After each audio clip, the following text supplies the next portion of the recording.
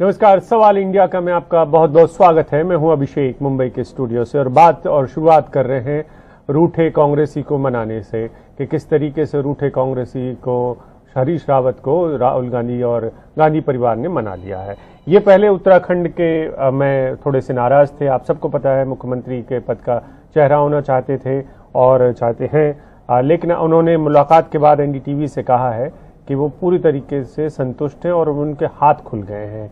हाथ पहले किसने बंद कर दिए थे ये नहीं पता है, लेकिन अब उनके हाथ खुल गए हैं। साथ ही उन्होंने कहा कि आला कमान ने मेरे नेतृत्व में चुनाव लड़े जाने की बात कही है। उनकी नाराजगी और गुस्सा भी इसी बात को लेकर था।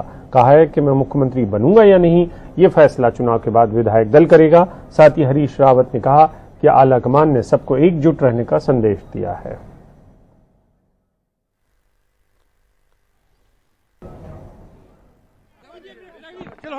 और हमारे साथ कांग्रेस पर लंबे समय से नजर रखने वाले मनोरंजन भारती भी हैं। लेकिन सबसे पहले बाबा आपके पास आए, उसके पहले हम सौरभ शुक्ला ने जो बात की है हरीश रावत से वो दिखा देते हैं, फिर उसके बाद सौरभ भी है हमारे साथ, तो सौरभ से भी बात करेंगे। हरीश रावत जी राहुल गांधी से मुलाकात करके आए हैं, साथ में कांग्रेस के सारे नेता थे। हरीश जी हमसे बात करने के लिए यहाँ पर हैं। हरीश जी शुक्रिया, आपने हमें वक्त दिया। हरीश जी संतुष्ट होकर निकले हैं आप राहुल गांधी जी से मुलाकात के बाद? देखिए, हम जब नेतृत्व सामने होता तो संतुष्ट असंतुष्टि का कोई पैमाना नहीं होता है। जो निर्देश होता है उसका पालन करते हैं। एक निर्देश दिया गया है कि उत्तराखंड का चुनाव मेरे नेतृत्व में लड़ा जाएगा और सब सहयोग करेंगे। मैं इतना ही जानता हूं और सबका सहयोग लेने का प्रयास करेंगे। सर, नेतृत्व का मतलब अगर सरकार आती है कांग्रेस की तो क्या आप मुख्यमंत्री होंगे? क्या हम ये बात माने? एक कांग्रेस में बहुत प्यारा ट्रेडिशन है। यदि मुझे नेता घोषित भी कर दिया जाता, चेहरा घोषित भी कर दिया जाता, तब भी मैं उसी ट्रेडिशन का पालन करना पसंद करता। वो ट्रेडिशन है कि हम बैठते हैं और एक प्रस्ताव करते हैं कि कांग्रेस अध्यक्ष हमारी तरफ से हम मुख्यमंत्री नामजद कर दें। सर, तो हम उसी का पालन करें। सर, आपने जो ट्वीट किया मगरमच्छ हाथ बंधे हुए हैं, तो अब लोग ये कहने लगे कि हरीश जी का संन्यास ले लेंगे, तो अब बिल्कुल अब मगरमच्छ पे क्या कहेंगे? मगरमच्छ तो आप सब जानते हैं और एनडीटीवी से बेहतर कौन जानता है कौन है वो मगरमच्छ। सत्ता के मगरमच्छों को तो आप पहचानते हैं, यूनिवर्सली नोन नाम है। ईडी आदि आदि, ईडी इनकम टैक्स जो है। आप इतने सीजन पॉलिटिशियन रावत साहब फंसेंगे नहीं सवाल में। ईडी इनकम टैक्स की तरफ आपका इशारा था। इनकम टैक्स, सीबीआई आदि। तो कांग्रेस का कोई तो मगरमच्छ नहीं था। मैंने सत्ता कहा है, सत्ता अच्छा, ठीक है ठीक है। हरीश रावत जी फंस नहीं रहे सवालों में, मगरमच्छ छोड़ रखे करके। और रहा सवाल हाथ पांव बांधने का, उसमें मैंने अभी आपको एक प्यारा सा गीत सुनाया ना, कदम कदम बढ़ाए जा, कांग्रेस के गीत गाए जा। क्या संदेश दिया राहुल जी ने? सर फाइनली है कांग्रेस की, कांग्रेस पर लुटाई। जब आप जाए तो उन्होंने क्या बोला? हरीश रावत जी क्या करेंगे उत्तराखंड में जाके? सब एकजुट हो गए अब? यकीनन यदि हम नेता के आदेश को नहीं मान रहे हैं तो फिर हम कांग्रेस में नहीं है। ठीक है, ये हरीश रावत साहब उन्होंने बड़ी समझा करके बताया कि बिल्कुल संतुष्ट हैं, उनके नेतृत्व में चुनाव लड़ा जाएगा। मुख्यमंत्री कौन होगा वो चुनाव के बाद विधायक दल तय करेगा अगर कांग्रेस जीतती है। फिलहाल गाना गाते गाते हरीश रावत ने तमाम सवाल टाल दिए। फिलहाल ऐसा लग रहा है कि वो संतुष्ट हैं। सहयोगी शशिकांत के साथ सौरभ शुक्ला, एनडीटीवी इंडिया। तो ये बड़ा एक अब तक मिस्ट्री है बाबा, रहस्य है कि ये अंदर जाते हैं नेता लोग तो ऐसा क्या होता है कि ये लोग बाहर आके कहने लगते हैं कि हम संतुष्ट हैं, और इनके नेता को इसके पहले क्यों नहीं पता होता कि असंतुष्ट हैं, और उनको बुलाने के बाद ऐसी क्या मंत्र फूंका जाता है इनके कान में कि ये लोग आके कहने लगते हैं कि हम संतुष्ट हो गए? ये सबसे अच्छा सवाल है कि अंदर जाते हैं कुछ नहीं कहते हैं, आते हैं तो कदम कदम बढ़ाए जाके की बात करते रहते हैं। थोड़ा आप हरीश रावत जी की स्थिति को देखिए। 73 साल के 70 प्लस हो गए हैं। अब जो है उनकी राजनीति की आखिरी पारी खेल रहे हैं। अब दिक्कत हुआ कि दिल्ली में जो जनरल सेक्रेटरी इंचार्ज हैं, दिल्ली में बैठते हैं देवेंद्र यादव जी, 49 ईयर के ओल्ड हैं। दोनों के बीच में तालमेल की कमी बताई जाती है। ये कहा गया कि दिल्ली में जो महासचिव बैठते हैं उन्होंने कुछ अपने लोग जो है वो लगा दिए उत्तराखंड कांग्रेस में। हालांकि जो गणेश गोंदियाल साहब हैं जो कि पीसीसी के अध्यक्ष हैं, वो भी रावत साहब के आदमी ही माने जाते हैं। प्रीतम सिंह जो कि एलओपी है, इन सब को लेकर के एक सामंजस्य बैठाने की बात थी और थोड़े रूट से गए थे क्योंकि सीनियर आदमी है, सेवा दल से निकले हुए, जनरल सेक्रेटरी रहे। कुछ मैंने पहले तक देखा अपने पंजाब में किस तरह सुलह कराने की कोशिश करते रहे। हाल के दिनों में ये भी खबरें आई हैं कि अब आने लगी थी कि चूंकि वो नाराज चल रहे हैं तो शायद बाकी दल भी उनसे संपर्क करने की कोशिश करने लगे थे। तो इन सब को देखते हुए आलाकमान को पहले ही सतर्क होना चाहिए था, लेकिन अच्छा हुआ कि उन्होंने सबको बुला करके बात कर ली। मेरी जानकारी ये है कि कल ही हरीश रावत जी की मुलाकात हो गई थी। आज बाकी नेताओं के साथ जो है वो फिर से राहुल गांधी से मुलाकात हुई है और उम्मीद की जानी चाहिए कि अब जो उन्होंने कहा कि मेरे हाथ खुल गए, वो यही चाहते थे कि वो चूंकि सबसे सीनियर आदमी है, पहले भी मुख्यमंत्री रह चुके हैं, तो उनको चेहरा बनाया जाए। और जहां तक कि मुख्यमंत्री बनने की बात है, जो पार्टी की लाइन है कि विधायक तय करेगा, वही जो है उन्होंने किया है। लेकिन ये बात तो जरूर है कि एक और इस बात पर बहस शुरू हो जाएगी कि क्या कांग्रेस में जनरेशन नेक्स्ट को लाने की कोई भी कोशिश होती है तो वहां पर एक इस तरह की स्थिति पैदा हो ही जाती है। अभिषेक जी बिल्कुल, और हमारे साथ सौरभ हैं। सौरभ ने इंटरव्यू लिया हरीश रावत का। सौरभ, वो मगरमच्छ उन्होंने ऑफ रिकॉर्ड भी बताया है या सिर्फ कैमरे की वजह से आपसे वो, और गीत उन्होंने कहा कि आपको पहले भी सुनाया है, तो गीत वो अक्सर गुनगुनाते रहते हैं ये वाले कि कदम कदम बढ़ाए जा, कांग्रेस के गीत गाए जा, और ये वही है जो ट्वीट करके शायद ये बताने की कोशिश कर रहे थे वो कितने रूठे हुए हैं और छोड़ भी सकते हैं। देखिए अभिषेक, गीत दो ही सूरतों में गाता है आदमी, या तो बहुत उदास उसका दिल टूटा हो तो सैड सॉन्ग्स गाता है, और जब खुश हो जैसे हरीश रावत साहब आज हैं तो वो एक खुशी का गीत गा रहे हैं, तो वो जाहिर सी बात खुश हैं तो उनको लग रहा है कि उनकी बात मान ली गई है। जैसा कि बाबा ने बताया कि अभी जब प्रदेश अध्यक्ष चुना जाना था कांग्रेस में, प्रीतम सिंह प्रदेश अध्यक्ष थे, उस वक्त भी काफ़ी घमासान हुआ। एलओपी इंदिरा देश की डेथ के बाद एलओपी इंदिरा देश थी, फिर प्रीतम जी को एलओपी बनाया गया। उसके बाद अध्यक्ष गणेश गोंदियाल जो कि हरीश रावत जी के खेमे के हैं उनको बनाया गया। देखिए सबसे बड़ी बात यह है कि हरीश रावत जी भी जानते हैं कि अगर चुनाव हुआ तो टिकट डिस्ट्रीब्यूशन में सबसे ज़्यादा चलनी चाहिए उनके। मान लीजिए चुनाव में कांग्रेस जीतती है तो उनके लिए कैंप करने, उनके मुख्यमंत्री पद की कुर्सी के लिए सबसे ज़्यादा विधायक उनके खेमे के होने चाहिए ताकि उनकी वो दावेदारी मजबूत रह सके। यही वजह है कि वो हाथ बंधे रहने की बात कर रहे थे। देवेंद्र यादव इंचार्ज हैं वहाँ के, देवेंद्र यादव को इंचार्ज राजस्थान में भी रहे हैं, बाबा जानते हैं, दिल्ली से विधायक रह चुके हैं, करीबी हैं, तो वो वहाँ पर वो प्रीतम सिंह जो पूर्व प्रदेश अध्यक्ष हैं, इस समय लीडर ऑफ अपोजिशन है, वो उनके करीब है, उनका एक खेमा है, उसमें किशोर उपाध्याय भी हैं जो पूर्व प्रदेश अध्यक्ष हैं। तो ये लोग शायद हरीश रावत को लेकर के तमाम निर्णयों को जो हरीश रावत चाह रहे हैं वो नहीं कर रहे थे। यही वजह है कि उन्होंने ट्वीट किया, माहौल बनाया, संन्यास की बातें करने लग गए, थोड़े धार्मिक हो गए। तो अब फिलहाल उनको जब दिल्ली आए तो थोड़ा धर्म पीछे छोड़ा है उन्होंने। आप कह रहे हैं कि वहाँ जाएंगे, सबको साथ देने की बातें हो रही हैं, लेकिन असली लड़ाई तब होगी जब टिकट बांटे जाने शुरू किए जाएंगे। तो हो सकता है कि फिर ऐसी एक आध बैठकें देखने को मिले, लेकिन लग रहा है ऐसा कि फिलहाल जो उत्तराखंड में क्राइसिस था कांग्रेस का वो थम गया है।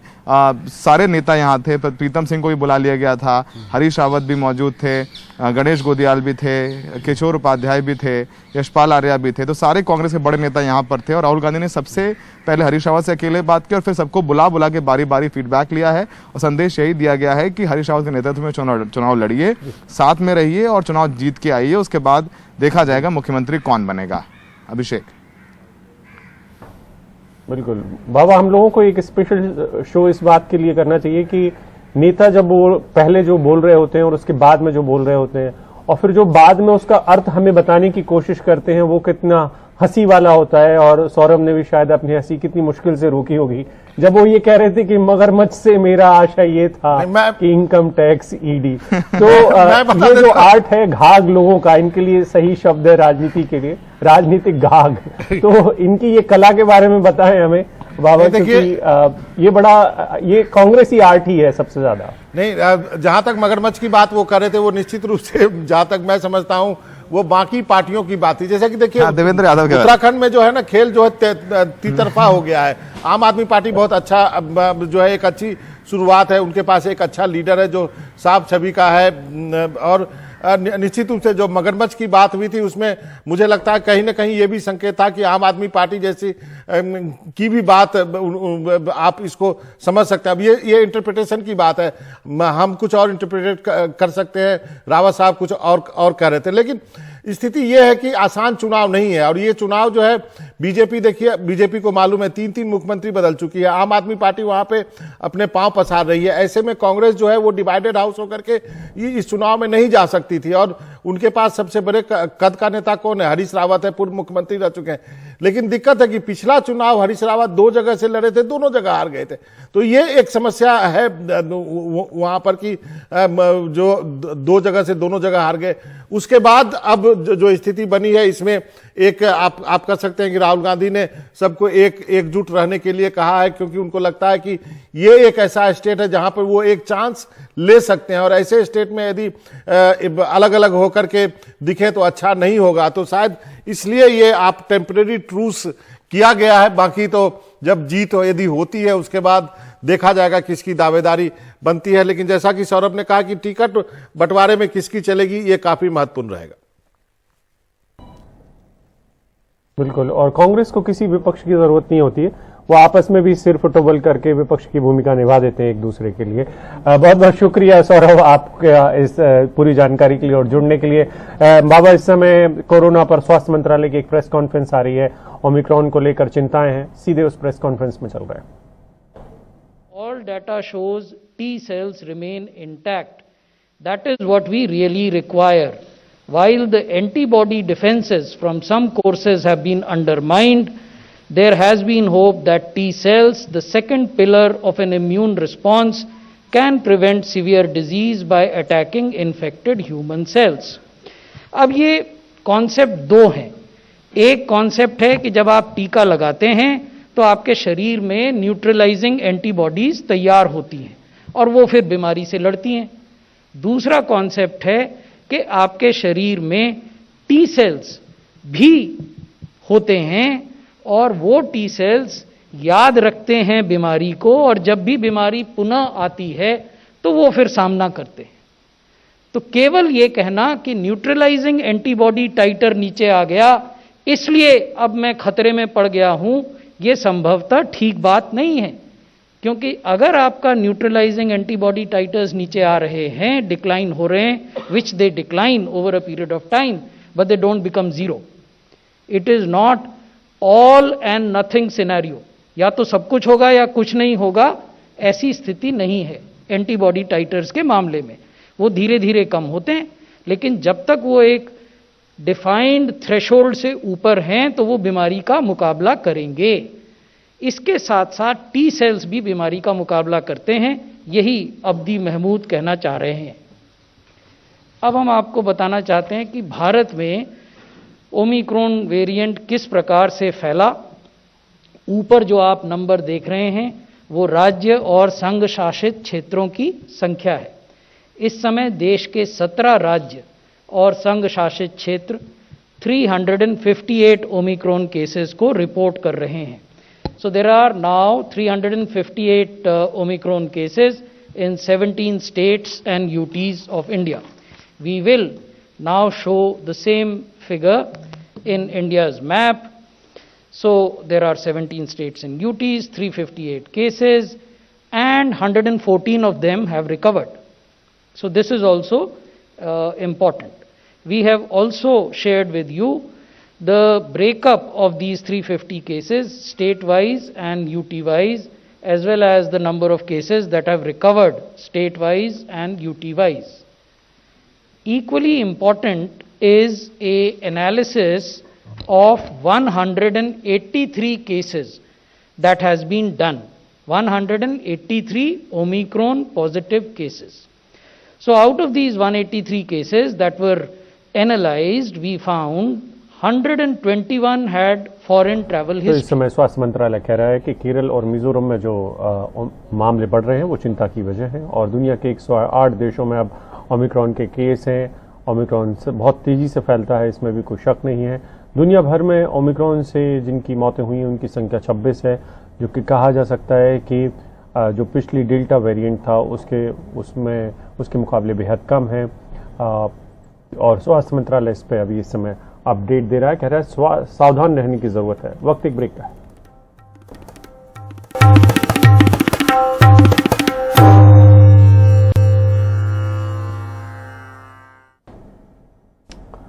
ओमिक्रॉन वेरिएंट का खतरा अब सामने है और इसको लेकर लगातार चिंताएं भी हैं। कोरोना के केस भी पूरे देश में अलग अलग इलाकों में बढ़ भी रहे हैं और सबसे ज्यादा जो शक जताया जाता है कि जो भीड़ होती है उसकी वजह से होता है। इस सब के बीच में हमें याद रखना होगा कि 5 राज्यों में चुनाव है। सबसे बड़ा राज्य है माफ करिए उत्तर प्रदेश, जहां पर चुनाव है, जहां पर जनसंख्या भी बहुत है। इलाहाबाद हाईकोर्ट ने चुनाव आयोग और पीएम मोदी से आग्रह किया है कि उत्तर प्रदेश में चुनावी रैलियों पर रोक लगा दी जाए। इलाहाबाद हाईकोर्ट ने यह भी कहा है कि विधानसभा चुनाव को कुछ समय टालने पर भी विचार करना चाहिए, क्योंकि जान है तो जहान है। एक जमानत याचिका की सुनवाई के दौरान हाईकोर्ट ने यह बात कही। इलाहाबाद हाईकोर्ट ने अपने ऑब्जर्वेशन में यह भी कहा कि रैलियों पर रोक नहीं लगाई जाती है तो नतीजे कोरोना की दूसरी लहर से भी ज्यादा भयानक हो सकते हैं। ये शक और डर बना हुआ है कि आखिरकार अगर रैलियां यूं ही चलती रहीं और कोरोना के केस बढ़ते रहे तो जो मौतें होंगी उनकी जिम्मेदारी क्या राजनीतिक दल लेंगे, क्या चुनाव आयोग लेगा, या फिर अदालतें इसकी कोई जिम्मेदारी फिक्स करेंगी।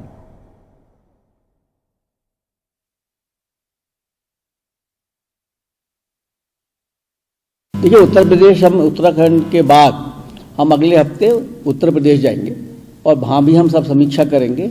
उसके बाद जो भी उचित निर्णय किया जाएगा कमीशन में बैठकर वो हम लोग करेंगे।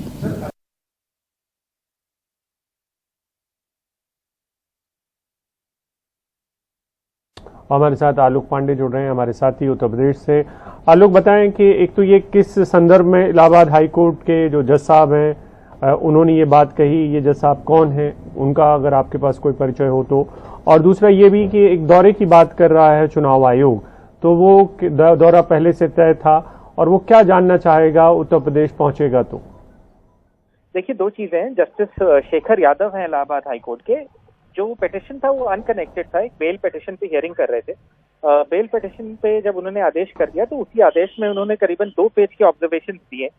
सबसे पहले उन्होंने ये कहा कि भाई कोर्ट में आजकल बहुत सारे लॉयर्स आ रहे हैं, बहुत सारे केसेस की पेंडेंसी है, कोविड प्रोटोकॉल का उल्लंघन हो रहा है, कोर्ट रजिस्ट्रार को ये देखना चाहिए। उसके बाद उन्होंने कहा कि भाई मैं टीवी में, अखबारों में देख रहा हूँ, पढ़ रहा हूँ कि ओमिक्रॉन का खतरा बढ़ता जा रहा है और उत्तर प्रदेश में जिस तरह से रैलीज हो रही है वहाँ कोविड प्रोटोकॉल का एकदम उल्लंघन हो रहा है, और इसलिए उन्होंने आग्रह किया इलेक्शन कमीशन ऑफ इंडिया और प्रधानमंत्री से, तो या तो चुनाव टाला जाए और नहीं तो कम से कम रैलीज पे अभी रोक लगाई जाए, क्योंकि उन्होंने कहा कि अगर ऐसा नहीं किया गया और सिचुएशन और बिगड़ी तो जो हालात हैं वो दूसरी वेव से भी ज्यादा भयावह हो सकते हैं, ऐसा उनको लगता है। उन्होंने ये भी कहा कि ये आदेश की कॉपी और इसमें जो ऑब्जर्वेशन है वो रेलेवेंट अथॉरिटीज तक पहुंचाए जाए। उत्तर प्रदेश में 24 घंटे बाद क्या बचा? कुछ नहीं। आज हमने बहुत जगह से रैलीज ट्रैक करवाई, एकदम वैसे ही रैलीज हो रही हैं जैसे पहले हो रही थी। लोग बिना मास्क के पहुंच रहे हैं। हर तरह के नेता, पॉलिटिशियंस ऑफ ऑल ह्यूज जिन्हें हम कहते हैं, अलग अलग चीजें बोल रहे हैं। हरीश द्विवेदी जो बीजेपी के एमपी हैं, उन्होंने हमसे कहा कि अभी ऐसी हालात नहीं आए कि हम अपनी रैलीज को स्थगित करने का सोचें। सतीश चंद्र मिश्रा बहुजन समाज पार्टी, उनसे पूछा गया तो उन्होंने कहा कि इलेक्शन कमीशन ही फाइनल अथॉरिटी है और हाईकोर्ट ने कोई ऑर्डर तो दिया नहीं है, बस सजेशन दिया है, तो इलेक्शन कमीशन डिसाइड करेगा। इसी तरह से राम गोविंद चौधरी जो समाजवादी पार्टी के नेता, उनसे पूछा गया तो उन्होंने कहा कि ये तो गैर संवैधानिक है अगर आप कहें कि इलेक्शन को टाल दिया जाए। किसी भी नेता ने इस बात की बात नहीं की कि उनकी रैलीज में हजारों लाखों लोग आ रहे हैं जो बिना मास्क के आ रहे हैं। मतलब आज से उत्तर प्रदेश में कल से अभिषेक रात्रिकालीन कर्फ्यू फिर से लग जाएगा। मतलब सरकार ये सोच रही है कि भाई कुछ चिंता तो है, लेकिन जब बात आती है रैलीज की, जब बात आती है उनमें लोग जो आ रहे हैं वो कोविड का उल्लंघन करते हुए हजारों लोग एक साथ बैठे हुए हैं, तब जो हमारे नेताओं के सुर हैं वो थोड़े बदले हैं। और ये कैसे सुधरेंगे हालात, ये शायद बहुत जरूरी है। तो जज साहब ने चाहे और कुछ ना किया हो, लेकिन उन्होंने इस चीज पे फोकस जरूर करवा दिया कि क्या हमारे नेता सीरियस हैं और क्या सेकेंड वेव के एक्सपीरियंस के बाद कुछ अलग होगा या फिर थर्ड वेव के साथ साथ ही हम चुनाव में जाएंगे, और उसका नतीजा तो हम पिछले साल देख ही चुके हैं। जी आलोक, आपने एक बेहद अहम जानकारी दी है कि जज साहब ने ये कहा है कि उनके ऑब्जर्वेशन संबंधित पक्षों तक पहुंचा दिए जाएं। तो इसका मतलब ये कि उनका वो सोच के आए होंगे या उन्होंने तय किया होगा। ये महज इत्तेफाक नहीं हो सकता कि वो किसी जमानत याचिका को सुनवाई करते करते अचानक से उनके मन में कोविड का ख्याल आ जाए या भीड़ को देखकर ख्याल आ जाए। जाहिर सी बात है वो एक पढ़े लिखे और बेहद विद्वान जज होंगे। तो क्या उन्होंने ये कहा है कि ये जो ऑब्जर्वेशंस है वो संबंधित पक्षों तक पहुंचा दिया जाए, क्योंकि संबंधित पक्ष तो प्रधानमंत्री कार्यालय भी होगा और प्रधानमंत्री भी है। उन्होंने तो यही कहा है अभिषेक, अब ये तो मेरे ख्याल से प्रधानमंत्री कार्यालय या फिर इलेक्शन कमीशन ही बता सकता है कि उनके पास ये सुझाव पहुंचे, ये ऑर्डर पहुंचा कि नहीं। इलेक्शन कमीशन का रिएक्शन तो आपने चलाया था, प्रधानमंत्री कार्यालय की तरफ से मेरे ख्याल से अभी तक कोई रिएक्शन नहीं आया। जी, तो इसका बहुत बहुत शुक्रिया आलोक। इसका मतलब ये कि दोनों ही जिन भी लोगों की चर्चा न्यायाधीश ने की है, जज साहब ने की है, वो उन तक पहुंचाने के लिए उन्होंने अपने अख्तियार का इस्तेमाल किया है, अपने हक का इस्तेमाल करते हुए उन्होंने कहा है कि पहुंचा दिया जाए ये ऑब्जर्वेशन, और प्रधानमंत्री से जो उन्होंने अपील की है वो भी उन्होंने पहुंचाने को कही। अब सवाल ये है कि चुनाव आयोग इस अपील पे काम करेगा, प्रधानमंत्री कार्यालय इस पे काम करेंगे, या जो राजनीतिक दल हैं वो इस पे काम करेंगे कि इतनी बड़ी बड़ी रैलियों से क्या होने वाला है। क्योंकि अगर आप बाजारों में 200 और शादियों में 200 की संख्या तय कर रहे हैं, बाजारों में भीड़ कम करना चाहते हैं और शादी में 200 लोगों की संख्या का कम करना चाहते हैं, तो कई सारी शादियों के बराबर आपकी रैलियां होती हैं, तो इसको कौन देखेगा और इसकी जिम्मेदारी कौन तय करेगा? अगर लोगों की जान जाती है इन रैलियों के बाद कोरोना होने से, तो उसकी जिम्मेदारी किसके ऊपर होनी चाहिए? वक्त एक ब्रेक का।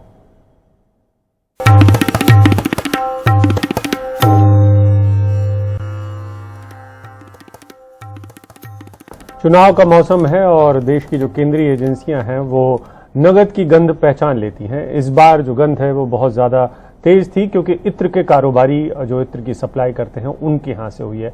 इत्र और सुपारी के ये कारोबारी हैं, एक बड़े कारोबारी हैं जो कि कानपुर के हैं, पीयूष जैन इनका नाम है। इनके घर से 150 करोड़ रुपए कैश मिला है। कानपुर में आयकर विभाग की छापेमारी में ये धन उगला है।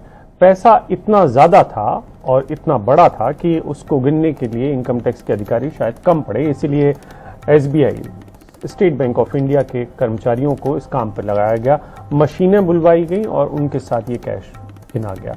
और 150 करोड़ तो अभी गिना ही जा रहा था, तब का फिगर था, तब का आंकड़ा था। हो सकता है ये संख्या बड़ी हुई भी मिले।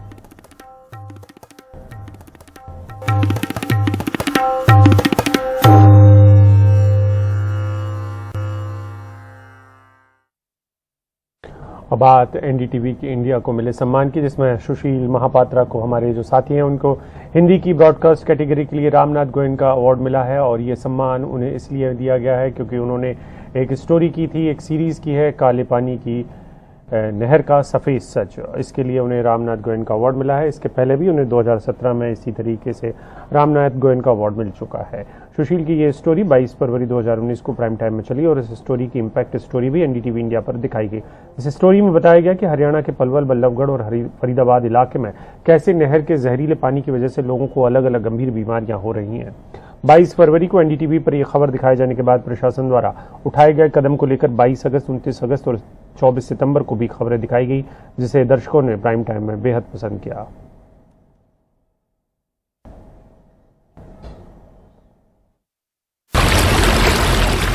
कुछ महीने पहले धतीर के इस नहर के पास खड़े रहना मुश्किल हो रहा था। पानी में मिले जहरीले केमिकल से थोड़ी देर में ही आंखों में जलन होने लगी थी। मिट्टी का कलर आप देख सकते हैं पूरी तरह कैसे बदल गया है और यहाँ पर खुद केमिकल का जो स्मेल है हम उसको महसूस कर पा रहे हैं और यहाँ खड़े रहना इतना आसान भी नहीं है। और ये देखिए, ये पेड़ के ऊपर जब केमिकल्स डलते हैं तो ये पेड़ पूरी तरह सूख गया है। फैक्ट्री से निकलता केमिकल वाला जहरीला पानी पूरे नहर में जहर भर रहा था। ये पानी खेतों में जाता जहां गेहूं की फसल उपजती और वो भी लोगों के शरीर में जहर भरती रही। ये गेहूं इतना हानिकारक है कि इससे लोगों को कैंसर जैसी बड़ी बीमारियां भी हुई है। NDTV के रिपोर्ट और सामाजिक कार्यकर्ता मंजीत सिंह की मेहनत से यहाँ NGT की तरफ से कुछ कार्रवाई हुई। अब नहर में फैक्ट्री के जहरीले पानी की जगह साफ पानी आ रहा है। 0.5 लेवल तक ये पानी ठीक है और इसको अगर आप सिंचाई के लिए यूज कर रहे हैं तो ये एक्सीलेंट पानी है इस समय। ये सिंचाई के लिए पानी अभी चाहिए। ये एक्सीलेंट पानी है, ये अच्छा ही नहीं बल्कि इसे एक्सीलेंट कह सकते हैं आप। पहले नहर के पास बने फैक्ट्री बिना फिल्टर केमिकल वाला पानी नहर में छोड़ते थे, लेकिन अब ऐसा नहीं है। आसपास के फैक्ट्री पानी साफ करने के लिए करोड़ों के फिल्टर मशीन लगाए हैं। अब केमिकल भरा पानी साफ होकर नहर में जाता है। नए मशीन सब है और इसमें यही है कि अब पानी जो है, जो गंदा निकलता था, जो वो सीवर में जाता था, अब तो साफ हो गया पूरा, हमेशा के लिए, है ना, हमेशा के लिए साफ हो गया। ये आपके लिए भी अच्छा है, लोगों के लिए भी अच्छा, सबके लिए अच्छा है, सभी के लिए अच्छा है, पर्यावरण के लिए अच्छा, पर्यावरण के लिए है और आप लोग के लिए भी हो गया। कम से कम टेंशन भी नहीं है, मतलब आप इसी ऐसे जगह में काम कर रहे हैं जिसमें स्वस्थ रहना भी बहुत जरूरी है।